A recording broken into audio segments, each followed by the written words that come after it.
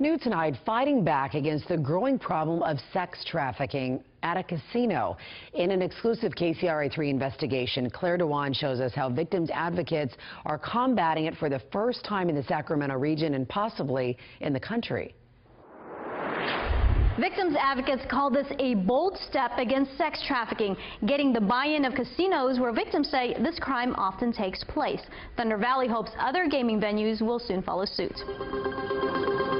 Underneath the thrill of a slot machine and the lure of the next hand is a darker side of the casino world, and Liz Williamson knows it well. By the time I was 6 years old, when I was sold on my birthday, it was ordinary and it was expected.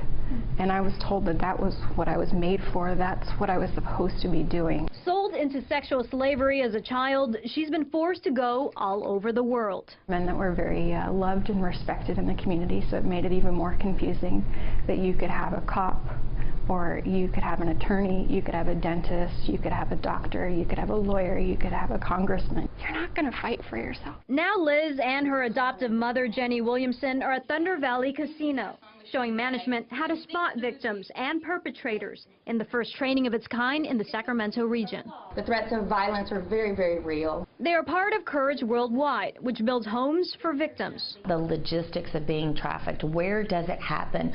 Hotels and casinos are such an obvious place. An obvious place where the signs are often ignored, like a young girl in the casino not making eye contact, or her being with an older man she claims is her relative.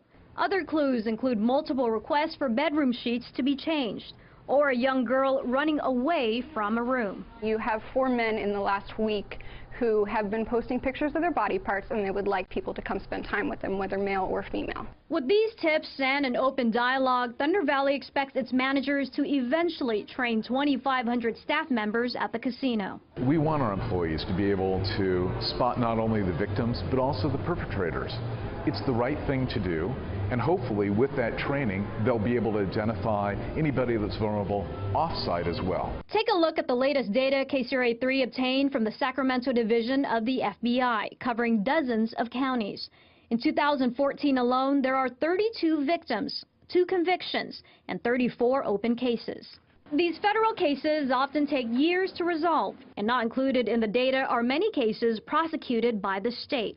It may appear that the problem of sex trafficking has become more severe, but the FBI tells us that perception actually stems from increased awareness and enforcement. We also find juveniles through the community, through tips that we receive, through our law enforcement partners, sometimes through the schools themselves. The majority of the victims that we see here in Sacramento are from the Sacramento area. And now victims advocates are hoping to enlist more casinos to combat sex trafficking.